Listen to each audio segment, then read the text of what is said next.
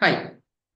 Germany Schengen visa appointment എങ്ങനെ book ചെയ്യാം എന്നുള്ളതാണ് ഈ ഒരു വീഡിയോയിലൂടെ നിങ്ങളുമായി ഞാൻ ഷെയർ ചെയ്യുന്നത്. ഞാൻ എൻ്റെ സ്ക്രീൻ ഷെയർ ചെയ്യാം. ആദ്യമായി നമ്മൾ ഗൂഗിൾ സെർച്ചിലേക്ക് പോവുക. ഗൂഗിൾ സെർച്ചിൽ പോയതിനു ശേഷം ജർമ്മനി അപ്പോയിന്റ്മെന്റ് എന്ന് സെർച്ച് ചെയ്യുക. സെർച്ച് ചെയ്യുമ്പോൾ ഈ ആദ്യത്തെ ഇന്റർഫേസ് visa.vfs@global.com എന്നുള്ള ഈ ഒരു പോർട്ടൽ ആയിരിക്കും കാണിക്കുന്നത്. ഇതിൽ ക്ലിക്ക് ചെയ്യുക. ബുക്ക് ആൻ അപ്പോയിന്റ്മെന്റ് എന്നുള്ള ഓപ്ഷനിൽ ക്ലിക്ക് ചെയ്യുക. ക്ലിക്ക് ചെയ്ത് കഴിയുമ്പോൾ നമുക്ക് ഇങ്ങനെ ഒരു ഇന്റർഫേസ് ആയിരിക്കും വരുന്നത്. Book an appointment book now എന്നുള്ള ഒരു ഇന്റർഫേസ് ആണ് വരുന്നത്. ഈ ബുക്ക് നൗ എന്നുള്ള ഇന്റർഫേസിൽ ക്ലിക്ക് ചെയ്യാം. അതുപോലെ തന്നെ നമ്മുടെ മെയിൽ ഐ ഡി ഓപ്പൺ ആയിട്ട് ഇരിക്കാനായിട്ട് ശ്രദ്ധിക്കണം. മെയിൽ ഐ ഡി ഇതുപോലെ ഒരു ടാബിൽ ഓപ്പൺ ആക്കി ഇട്ട് കഴിഞ്ഞാൽ വളരെ എളുപ്പമായിരിക്കും. അതിനുശേഷം ആദ്യമായിട്ട് ചെയ്യുന്നവരാണെന്നുണ്ടെങ്കിൽ I don't have an account, activate my account എന്നുള്ള ഒരു ഓപ്ഷൻ ക്ലിക്ക് ചെയ്യുക.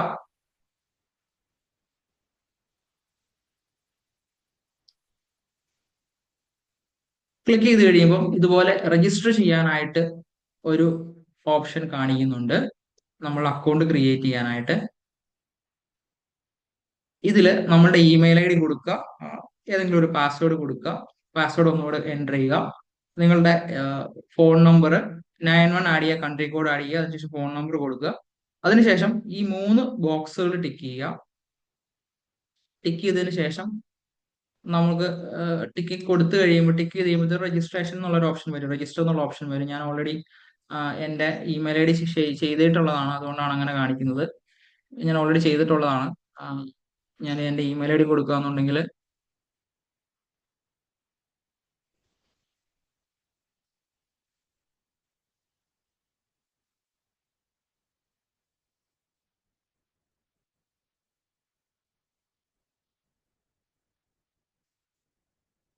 നമ്മൾ പാസ്വേഡ് കൊടുക്കുമ്പോൾ ഒരു ക്യാപിറ്റൽ ലെറ്റർ, അതുപോലെ തന്നെ ബാക്കി സ്മോൾ ലെറ്റർ, ഒരു സ്പെഷ്യൽ ക്യാരക്ടർ, നമ്പേഴ്സ് ഇങ്ങനെ കൊടുക്കാനായിട്ട് ശ്രമിക്കുക.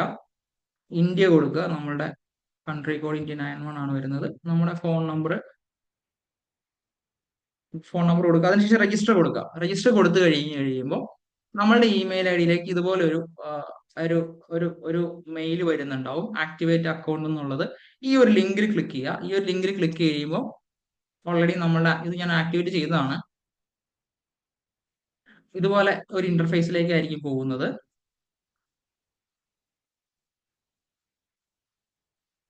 യെസ് ഉണ്ട്, ഓൾറെഡി ആക്റ്റീവ് എന്ന് ഓൾറെഡി ഇവിടെ കാണിക്കുന്നുണ്ട്.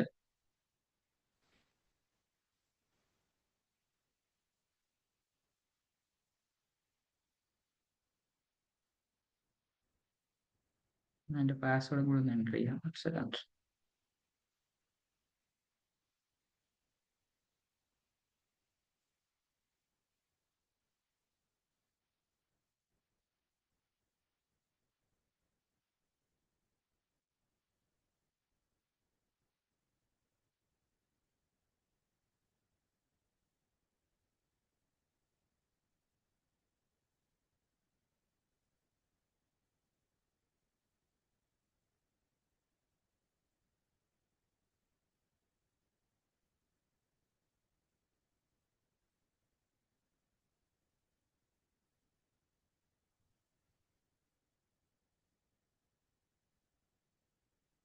ഞാനിവിടെ പാസ്വേഡ് എൻ്റർ ചെയ്തു, സൈൻ ഇൻ കൊടുത്തു. സൈൻ ഇൻ കൊടുത്തു കഴിയുമ്പോൾ കണ്ടോ, ഒ ടി പിയുടെ ഒരു ഓപ്ഷൻ വരുന്നുണ്ട്. നമ്മളുടെ മെയിലിലേക്ക് ഓൾറെഡി ഇപ്പോൾ ഒരു ഒ ടി പി വന്നിട്ടുണ്ടാവും. ഇതുപോലെ ഒരു ഒ ടി പി വരുന്നുണ്ട്. ആ ഒരു ഒ ടി പി എൻ്റർ ചെയ്ത് കൊടുക്കുക. 39059. ഒ ടി പി എൻ്റർ ചെയ്ത് കൊടുത്തതിന് ശേഷം സൈൻ ഇൻ കൊടുക്കുക. സൈൻ ഇൻ കൊടുത്തു കഴിഞ്ഞ് കഴിഞ്ഞാൽ ഇങ്ങനെ ഒരു ഇന്റർഫേസ് ആയിരിക്കും നമുക്ക് ലഭിക്കുന്നത്. ഇതിൽ സ്റ്റാർട്ട് ന്യൂ ബുക്കിംഗ് എന്ന് കൊടുക്കുക. സ്റ്റാർട്ട് ന്യൂ ബുക്കിംഗ് കൊടുത്തു കഴിയുമ്പോൾ നമ്മളുടെ വിസ ആപ്ലിക്കേഷൻ സെന്റർ ചൂസ് ചെയ്യാനായിട്ട് പറയുന്നുണ്ട്. കേരളത്തിൽ ഷോർട്ട് ടൈമിന് അപ്ലൈ ചെയ്യുന്ന നമുക്ക് എവിടെ വേണമെങ്കിലും അപ്ലൈ ചെയ്യാനായിട്ട് പറ്റും. ഇന്ന സ്ഥലം എന്നില്ല, ജുഡിഷ്യൽ ഇഷ്യൂസ് ഇല്ല. ഷോർട്ട് ടൈം അപ്ലൈ ചെയ്യുമ്പോൾ, ഷെങ്കൻ വിസയ്ക്ക് അപ്ലൈ ചെയ്യുമ്പോൾ, 90 ദിവസത്തിൽ താഴെയുള്ള സ്റ്റേക്ക് അപ്ലൈ ചെയ്യുമ്പോൾ ഇങ്ങനെ ഒരു പ്രശ്നങ്ങളില്ല. നമുക്ക് എവിടെ വേണമെങ്കിലും അപ്ലൈ ചെയ്യാം. നമുക്ക് ഇവിടെ അടുത്തുള്ളത് കൊച്ചിനാണ്, അതുകൊണ്ടാണ് ഈ കൊച്ചിൻ സെലക്ട് ചെയ്യുന്നത്. കൊച്ചിൻ സെലക്ട് ചെയ്തു. അതിനുശേഷം നമ്മളുടെ കാറ്റഗറി വരുന്നത് ഷെങ്കൻ വിസയാണ് വരുന്നത്. Schengen visa maximum stay 90 days or less, 90 ദിവസത്തിൽ താഴെയാണ് സ്റ്റേ ചെയ്യാൻ പറ്റുന്നത്. അപ്പം ആ ഒരു കാറ്റഗറി ചൂസ് ചെയ്യുന്നു നമ്മൾ. അതിനുശേഷം സബ് കാറ്റഗറി ചൂസ് ചെയ്യാണ്. സബ് കാറ്റഗറി നമ്മൾ എന്ത് കാറ്റഗറിക്കാണോ പോകുന്നത് അത് ചൂസ് ചെയ്യുക. ഇപ്പൊ ഞാൻ ടൂറിസം ആണ് സെലക്ട് ചെയ്യുന്നത്. നോർമലി നമ്മൾ പോകുന്ന എല്ലാവരും ടൂറിസ്റ്റ് അല്ലെങ്കിൽ വിസിറ്റ് ആണ് കൂടുതലും പോകുന്നത്. ടൂറിസം സെലക്ട് ചെയ്തു. ടൂറിസം സെലക്ട് ചെയ്ത് കഴിയുമ്പോൾ ഇതുപോലെ നമുക്ക് അവൈലബിൾ ആയിട്ടുള്ള ഡേറ്റ് ഇതിൽ കാണിക്കുന്നുണ്ട്. ഏർലിയസ്റ്റ് അവൈലബിൾ സ്ലോട്ട്സ് ഇതാ 23/4 കാണിച്ചിട്ടുള്ളത്. ഞാനത് കണ്ടിന്യൂ കൊടുത്തു. കണ്ടിന്യൂ കൊടുത്തു കഴിയുമ്പോൾ നമ്മളുടെ ഡീറ്റെയിൽസ്, നമ്മളുടെ പാസ്പോർട്ടിലുള്ള ഡീറ്റെയിൽസ് ആണ് ഈ ചോദിക്കുന്നത്. ഫസ്റ്റ് നെയിം കൊടുക്കുക, അതുപോലെ തന്നെ ലാസ്റ്റ് നെയിം നമ്മളുടെ പാസ്പോർട്ടിലുള്ള പോലെ എൻറ്റർ ചെയ്യുക. ജെൻഡർ കൊടുക്കുക, ഡേറ്റ് ഓഫ് ബർത്ത് കൊടുക്കുക.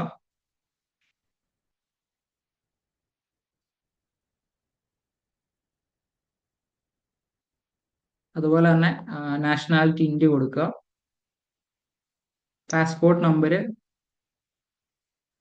ഞാനിപ്പോൾ ജസ്റ്റ് ഒരു നമ്പർ കൊടുത്തേക്കുന്നതാണ്. പാസ്പോർട്ട് എക്സ്പയറി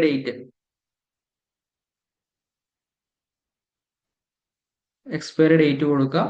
നമ്മളുടെ കോണ്ടാക്ട് നമ്പർ 91 ചേർക്കുക. അതിനുശേഷം ഈ കോണ്ടാക്ട് നമ്പർ കൊടുക്കുക. അതുപോലെ തന്നെ ഇമെയിൽ ഐ ഡി നമ്മൾ ഈ കൊടുത്ത ഇമെയിൽ ഐ ഡി തന്നെ കൊടുക്കണം എന്ന് നിർബന്ധമില്ല. നമുക്ക് കൺഫർമേഷൻ വരുന്ന ഇമെയിൽ ഐ ഡി വരുന്നത് നമ്മൾ ഈ കൊടുക്കുന്ന ഇമെയിലായിരിക്കും. നമുക്ക് ഏത് ഇമെയിൽ ഐ ഡി വേണമെങ്കിലും കൊടുക്കാം, പക്ഷെ കൃത്യമായിട്ട് കൊടുക്കാം.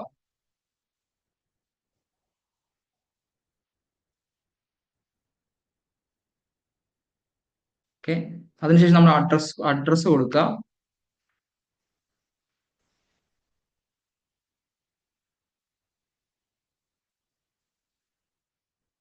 ആസ് പെർ പാസ്പോർട്ട് തന്നെ എൻട്രി ചെയ്യണം കേട്ടോ. സ്റ്റേറ്റ് വരുന്നത് കേരളയാണ് വരുന്നത്. കേരള കൊടുക്കുക.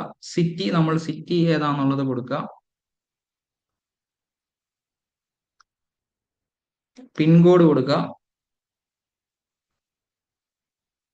അതിനുശേഷം സേവ് കൊടുക്കുക. സേവ് ചെയ്യുമ്പോൾ ഇങ്ങനെ ഒരു ഓപ്ഷൻ വരും.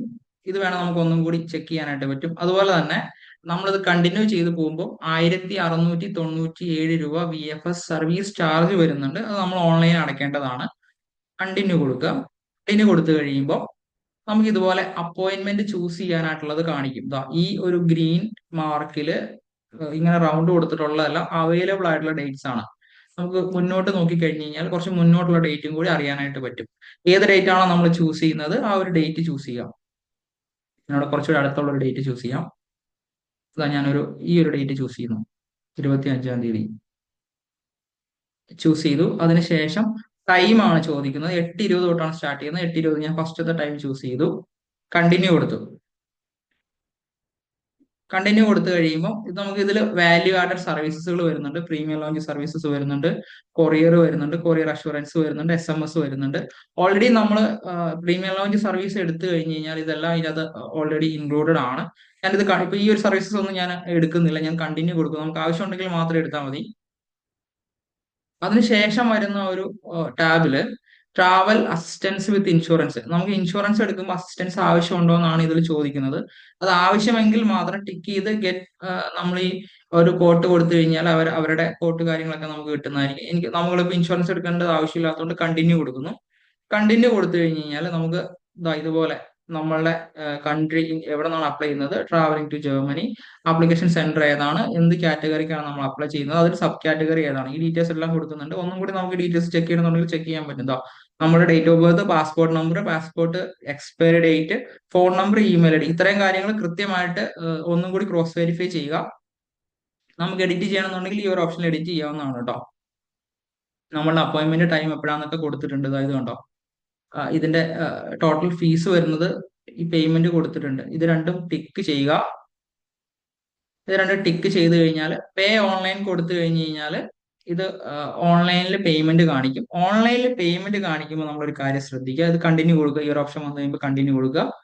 മാക്സിമം നമ്മൾ ചെയ്യുമ്പോൾ കാർഡിൽ നിന്ന് ചെയ്യാതിരിക്കാനായിട്ട് ശ്രമിക്കുക. ചില സമയത്ത് കാർഡിൽ ചെയ്ത് കഴിഞ്ഞ് കഴിഞ്ഞാൽ നമ്മളുടെ കാർഡ് ഈ ഇന്റർനാഷണൽ ട്രാൻസാക്ഷൻസ് ഒക്കെ ഓപ്പൺ ആക്കിയിട്ടില്ലാത്തവരാണെന്നുണ്ടെങ്കിൽ അത് ഡിക്ലൈൻ ആയി പോകും. ഏറ്റവും നല്ലൊരു ഓപ്ഷൻ എന്നുള്ളത് UPI ഓപ്ഷൻ ആണ്. ഇപ്പോഴും കുറച്ചും കൂടി ഒരു സേഫ് ആയിട്ട് എനിക്ക് തോന്നിയിട്ടുള്ളത്. ഞാൻ യൂസ് ചെയ്തതിന്റെ എക്സ്പീരിയൻസ് വെച്ചിട്ടാണ് നമ്മൾ UPI ഓപ്ഷൻസ് എടുക്കുന്നത്. UPI കൊടുക്കുക. അതിനുശേഷം നമ്മളുടെ ഐ ഡിയിൽ വരാതെ ഈ ഒരു സ്കാനർ വെച്ചിട്ട് സ്കാൻ ചെയ്യുന്നതാണ് എപ്പോഴും നല്ലത്. ഇത് സ്കാൻ ചെയ്ത് കഴിഞ്ഞ് കഴിഞ്ഞാൽ പേ ചെയ്യാനായിട്ട് പറ്റും. പേ ചെയ്ത് കഴിഞ്ഞാൽ ഓട്ടോമാറ്റിക്കലി നമുക്ക് അപ്പോയിന്റ്മെന്റ് കൺഫേം ആവുന്നതാണ്, വെരിഫൈ ആവുന്നതാണ്. ഈ ഒരു മെത്തേഡ് എടുക്കുന്നതായിരിക്കും എപ്പോഴും നല്ലത്. നിങ്ങൾ കാർഡ് ഉപയോഗിക്കുന്നതിൽ തെറ്റില്ല, പക്ഷെ കാർഡ് ഉപയോഗിച്ച് കഴിഞ്ഞാൽ ഇൻ കേസ് ഡിക്ലൈൻ ആയി കഴിഞ്ഞാൽ നമ്മളുടെ അക്കൗണ്ടിൽ നിന്ന് ചില സമയത്ത് പേയ്മെന്റ് കട്ടാകും, പക്ഷെ നമുക്ക് അപ്പോയിന്റ്മെന്റ് ലഭിക്കില്ല. അങ്ങനെയുള്ള സമയങ്ങളിൽ നമ്മളത് റീഫണ്ടിനൊക്കെ ആയിട്ട് രണ്ടാമത് മെയിലൊക്കെ അയക്കേണ്ട ആവശ്യം വരും. അതുകൊണ്ട് എപ്പോഴും കുറച്ചും കൂടി സേഫ് ആയിട്ടും അതുപോലെ തന്നെ വളരെ പെട്ടെന്ന് കിട്ടുന്ന ഒരു ഓപ്ഷനാണ് ഈ UPI ഓപ്ഷൻ എന്നുള്ളത്. UPI ഓപ്ഷൻ സെലക്ട് ചെയ്തതിനു ശേഷം നമ്മൾ ഈ ഒരു UPI ഓപ്ഷൻ ID ഓപ്ഷൻസ് എടുക്കാതെ ഈ QR കോഡ് സ്കാൻ ചെയ്യുന്ന എടുത്തു കഴിഞ്ഞാൽ നമ്മളുടെ ഗൂഗിൾ പേയിൽ നിന്നോ ഫോൺ പേയിൽ നിന്നോ ആമസോൺ പേയിൽ നിന്നോ പേടിഎമ്മിൽ നിന്നോ ഒക്കെ നമുക്ക് ഈ ഒരു കോഡ് വെച്ചിട്ട് നമുക്ക് പേയ്മെന്റ് ചെയ്യാനായിട്ട് സാധിക്കും. സോ ഈ ഒരു കാര്യങ്ങൾ ചെയ്യാനായിട്ട് ശ്രമിക്കുക. ഈ ഒരു കാര്യം ചെയ്തു കഴിഞ്ഞാൽ ഓട്ടോമാറ്റിക്കലി നമുക്ക് അപ്പോയിന്റ്മെന്റ് കൺഫേം ആവുന്നതായിരിക്കും. കൺഫേം ആയി കഴിഞ്ഞാൽ മെയിൽ കൺഫർമേഷൻസ് വരും. അതുപോലെ തന്നെ നമുക്ക് ഈ ഒരു നമ്മളുടെ ഡാഷ്ബോർഡിലോട്ട് പോകാൻ പറ്റും. ഇത് കഴിഞ്ഞ് കഴിഞ്ഞാൽ ഞാനിപ്പോ പേയ്മെന്റ് ചെയ്യുന്നില്ല. പേയ്മെന്റ് ചെയ്ത് കഴിഞ്ഞ് കഴിഞ്ഞാൽ നമുക്ക് നമ്മൾ ഡാഷ്ബോർഡിലോട്ട് പോകാനായിട്ട് പറ്റും. ഡാഷ്ബോർഡിലോട്ട് പോയി കഴിഞ്ഞാൽ നമുക്ക് അതിൽ നിന്ന് ഡൗൺലോഡ് ചെയ്തെടുക്കാനായിട്ട് പറ്റും. ഇന്നത്തെ ഈ ഒരു വീഡിയോ നിങ്ങൾക്ക് പ്രയോജനപ്പെട്ടുവെങ്കിൽ ഫോളോ ചെയ്യുക, കൂടെ നിൽക്കുക. നിങ്ങളുടെ ഈ ഒരു പ്രോസസ്സിൽ നിങ്ങൾക്ക് ഏറ്റവും ഇഷ്ടപ്പെട്ട എന്താണ്, അതുപോലെ തന്നെ കൂടുതൽ ഇമ്പ്രൂവ് ചെയ്യാനായിട്ട് നിങ്ങളുടെ വിലയേറിയ കമന്റ്സുകൾ അറിയിക്കുക. Thank you.